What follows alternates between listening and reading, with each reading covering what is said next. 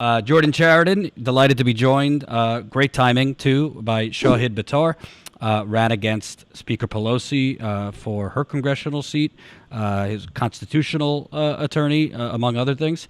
And I wanted to have you on because, honestly, I mean, I guess the one redeeming thing about Trump is he kind of put an ugly face to it and said the silent part out loud. Let's just steal the oil, those kinds of things. Democrats don't typically give away the game publicly on essentially them playing politics, in this case with people's lives. But Nancy Pelosi, who, as of now, progressives have essentially pledged to reelect as Speaker with no challenger or anything, she got a little ruffled today when questioned by a reporter on why it is that she is now willing to accept a coronavirus deal worth half as much, $900 billion, compared to $1.8 trillion. I failed math in 11th grade, but I believe $1.8 trillion would be larger by and $900 billion would be over a half less. I'm no math genius, but I can certainly attest that you are accurate in your math. So there. let's hear what Pelosi had to say on this. Have to accept half of a loaf months ago when you said, I'm not going to accept half a loaf. Look, I'm going to tell you something. Now, Don't characterize what we did before as a mistake, as a preface to your question, if you want an answer. That was not a mistake. It was a decision, and it has taken us to a place where we can do the right thing without other, shall we say, considerations in the legislation that we don't want. Now, that is it. Now, the fact is, I'm very proud of where we are. My chairs have worked very hard on all of this. They were not even happy with a proposal that we made the other day before we saw this proposal. They thought we had come back too small. So it's not about an individual, it's about how we address the needs of the American people. And we have to do it in a scientific way, and we have to do it in a way that recognizes people need food on the table. They need to get their rent paid. They need money in their pockets. They need their unemployment insurance to be there. They do not need a whole cacophony of other things that are on the agenda that have nothing to do with meeting their needs. So we're very pleased at where it is. And as I say, with a Democratic president committed to a scientific solution for this, with the idea that we will have a vaccine, it's a complete game changer from them. So that was part one. This coming part, she basically says, well, Biden's the president now, so I could accept it. I mean, it's really, it's too corrupt and awful to actually think she'd say out loud, but she did say it. So let me play this one real quick. Okay, but what shifted, in your opinion, when the Problem Solvers Caucus had a much larger bill a few months ago? You did not like that piece of legislation. What has shifted now when they're on board with this piece that's come out of the Senate? Perhaps you missed what I said earlier. Joe Biden committed to ending and crushing the virus and having a Build a Better America initiative, Build Back Better, a vaccine, answer to our prayers, an answer to our prayers of 95% effectiveness in terms of Pfizer and Moderna, and there may be others coming forward.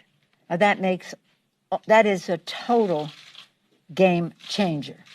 A new president and a vaccine. So there's nothing to, these are different. What was then before was not more of this. This has simplicity. It's what we've had in our bills. It's for a shorter period of time, but that's okay now because we have a new president. A president who recognizes that we need to depend on science to stop the virus, a president who understands that America's working families need to have money in their pockets in a way that takes them into the future without any of the contraptions of any of the other bills that the administration was associating itself with. So apparently she couldn't help people before November 3rd, because there wasn't a vaccine announced and Donald Trump was president. Now we can, but at half the amount because Biden is president. He's going to build back better, and there's a vaccine. Your thoughts?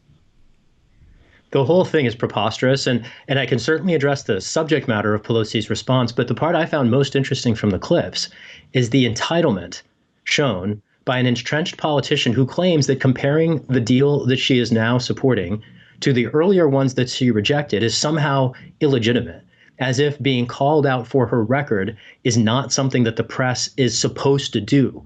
And it's positively Trumpy, both in the sense of attacking the press for doing its job and in the sense of gaslighting the American public. I mean, this idea that this deal is anything to be proud of it's preposterous, and it frankly insults the intelligence of the country that anyone would present it that way.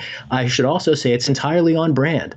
As you sort of noted, this isn't the part that Democrats tend to say, but what this deal suggests, if this is what goes forward, again, a measure that is half as large as the one that was already proposed by Republicans and rejected by Pelosi, if this is the the fire into which we have leaped from the frying pan of the Trump administration, none of us should be terribly satisfied. And I should make this point clear too. A lot of people are breathing a sigh of relief in the wake of the vaccines results having been announced. And that's appropriate, except that at the pace we are going, millions of Americans are still going to fall ill. And tens, if not hundreds of thousands more are going to die. And the idea that the emergence of a vaccine means that we can anyway treat this pandemic as if it's over. And it's not by a long shot. And the need today is no less than it was before. So why we're settling for scraps eludes me. And why anybody puts up with the leadership of a party who not only responds to reporters when they ask hard questions with this kind of entitled, smug attitude, but I just want to remind people she hasn't debated anyone since 1987. And frankly, if she did get called out for that, if anyone in the press ever asked her why she refused to debate every election challenger she has ever faced, I think that she very well might not have found her way back to Congress this cycle, which is to say, I blame not just Pelosi and the Democratic establishment, but particularly the corporate press, which made her to no less an extent than they made Donald Trump. And I dare say with similar consequences. People forget that it was Pelosi who frankly paved his road in policy. Everything from funding these concentration camps to his military budgets, for her to embrace ultimately a right-wing, authoritarian, conservative stimulus package that is deferential to the Republican Party and frankly leaves scraps on the table for the American people. It doesn't surprise me in the least. I think a lot of people are surprised because they're coming to grapple with the speaker's record, which she has not ever been held accountable for, except by people, including her opponents and the people who've supported our campaigns. And just so the audience knows, this offer of $900 billion does not include the $1.8 trillion, the $1,200 checks, which frankly, that wasn't enough in the first place. Most people, frankly, use that to just pay off whichever credit card. The preposterous part of it was those $1,200 checks were actually allowed to be garnished by debt collectors. So you get a $1,200 check from the government, and the bill allowed basically debt collectors, if you owed money on something, them to take that. So $1,200 is not exactly the promised land, but at least that was in the $1.8 trillion. And also, if Pelosi is pointing out, when the $1.8 trillion was offered, she said it wasn't good enough because it didn't have enough money for contact tracing and all these other things. Well, this has even less money for all those things. So, it's beyond preposterous. And frankly, it kind of goes to the point. I don't want to get into a debate about lesser of two evils. Should you vote for the Democrats? Should you have voted for Joe Biden? But she's basically saying, well, now that Joe Biden's president, we could do a deal. So you are basically admitting that you allowed people to go hungry. You allowed people to go, potentially without paying heat during the cold weather. You allowed people to suffer based on the election. And I'd like to know what you think, because I don't really know what the vaccine has to do with it. The economic part is different than the health part. They're linked in some ways, but how long it was going to take for a vaccine shouldn't have had anything to do with reaching a deal as soon as possible. Of course. And a lot of people, I've heard voices suggest that the value of the corporate liability shield that was also included in the stimulus package changes because of the emergence of a vaccine. But let's just be clear here. A lot of people are going to get sick and a lot of people are going to die between now and when the vaccine hits. All of those people, including the ones who have already fallen sick, the 8 million Americans that have been sick and the 250,000 Americans who have died, will have no recourse against companies, including employers, that forced essential workers into unsafe working conditions. That is absolutely heinous. And it's bad enough to have the corporate liability shield without noting, as you did, that there's no cash payments to struggling families that are trying to get by in the face not only of a public health crisis, but an economic crisis too. There is an eviction wave sweeping the country. The lines at the food banks are around the block, sometimes down the highway, right? That is the situation we are in. This is an unprecedented calamity, and she is rearranging deck chairs. I want to draw a couple different contrasts here, specifically with respect to the cash payments that you mentioned not being included in the compromise that she's now crowing about. And three contrasts in particular: one with Biden, one with other countries, and one with what did pass in the early stimulus measures that did make it their way through Congress and were signed into law by the president this spring. So first, President-elect Biden has come out saying that he thinks Congress should have included a cash payment in this measure, which is to say Pelosi is standing to the right of even Joe Biden, who is the most conservative Democratic president we will have had since Harry Truman. And that's saying a lot, right? Setting aside the Pelosi versus Biden daylight, which is interesting to see that emerge, Pelosi, again, standing to a more conservative position than the most conservative Democratic administration we've had in 70 years. In addition to that, if you contrast the UBI, the absence, let's say, of a UBI program with what did make it into the early coronavirus stimulus measures, what Nancy Pelosi did see fit to support and make law were tax breaks for millionaires averaging $1.6 million each. That happened 8 months ago. It might have been more like 6 months ago, but that happened earlier this year. Congress has never considered not only UBI, but any rent or mortgage relief. Congress has never considered a universal paid sick leave program. Congress has never considered the measures it would take to actually flatten the curve and keep the American people safe, because Congress is more committed to Wall Street. It is more committed to capital than our communities. Another way to put that, capitalism, some people think of as like markets or the opportunity for people to make money from investments. Capitalism is putting resources before people. Capitalism kills, and nothing makes it more clear than this pandemic. The third contrast I'd like to draw there is between the US and Europe. Every other country in the world that is industrialized is paying its citizens to stay home, or at least providing free health care.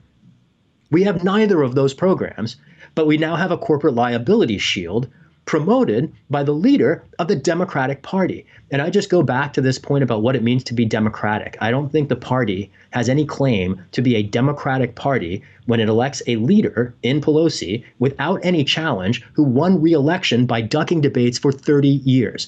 And, I was the challenger, the leading challenger she's ever faced in her career. We won 81,000 votes. It's 30% more than anyone who's ever challenged her. We won 22% of the vote with having 7% of the funds and less than 1% of the press coverage. I'm pretty proud of that. And even though I and my 80,000 voters and 30,000 supporters were certainly marginalized by her refusal to debate, it's ultimately our republic and we, the people of the United States, who are paying the price of the failures of the corporate press to hold our corporate leadership accountable. I want to ask, because, I don't know, Biden just won the White House, so, you kind of have a little momentum. Wouldn't the smart thing to be to go out loud and proud? No, we're not taking this sandwich, excuse my French. And, we have nearly 3,000 people dying a day. This vaccine is not going to be widely distributed to the entire masses, probably till spring, if we're lucky. So you explain, Mitch McConnell, you explain, Donald Trump, why it is you quickly gave $1.5 trillion in tax cuts as soon as you got in to the White House, but you're not going to give, at the bare minimum, the $1.8 trillion you just offered. Why can't? We'll accept it now. She could come up with a cockamamie excuse why she would accept the $1.8 trillion now. But it just seems like, why wouldn't you do that when you just won the election and you do have political momentum? You're observing the inconsistency of her rationale. At one point she was holding out on a better deal for political purposes, and now when the same political calculus might suggest holding out for a better deal, she's conveniently abandoning that calculus to accept the most meager proposal on the table. And I dare say that people who invent some rationale or explanation that she's playing four-dimensional chess they seem to be suffering from cognitive dissonance so severe that they're unwilling to grapple with the reality and the facts. And the facts here are that Congress, with the support of the corporate Democratic Party, is pursuing headlong a corporate liability shield without any commensurate offsetting benefit to the American people. The $900 billion is not enough to relieve the crisis in state and local governments. It's not enough to flatten the curve. It's not enough to keep people safe. It's not enough to address the eviction wave. It's not enough to relieve anyone's very legitimate, rational anxiety in this time of unprecedented crisis, and yet she feels proud of it. The only impact of this stimulus measure ultimately is to protect corporations from lawsuits by their customers and employees. And that's revealing, because I think that if we accept her words, we are just like we would if we accepted President Trump's words. We would be steered into a reality bearing no resemblance to the one we actually live in. And I do think it's even more not just bizarre, but I would say simply illegitimate for leaders, elected leaders, to claim that they shouldn't be pressed for their records. And I think, beyond the subject matter, beyond the fallacies that pervade her remarks, beyond the inconsistency of her rationale, beyond the failure of her strategy to achieve its own stated purpose, and the failure of Congress to meet the needs of the American people, is just this revelation of entitlement and presumption, the hubris to claim in response to these questions that there's something the press here is doing wrong. I wish the press asked more hard questions. I think, frankly, that they're not asking questions that are hard enough. And to see the leader of the Democratic Party revealed somehow to be offended at that exercise is, to me, a signal of a crisis even worse than this deal. Because if this is the method of governance we can expect under the future Congress, we all have a lot to be alarmed about. If this is a signal of more to come, I'm very alarmed. I'm very disturbed. I think anybody should be. If this is how Democrats are going to govern, we need to strap ourselves in for a continued fight, because it doesn't seem to me, if this is the pattern going forward, that removing Trump from office is going to be enough by a long shot to meet the needs of a people in crisis. Hope you enjoyed that last video. Hop on over to statuscoup.com, where you can sign up for our email list and become a member for as low as $5 to $10 a month. Membership is how we grow. That's statuscoup.com/join. And remember, join our email list so we can grow the revolution with you.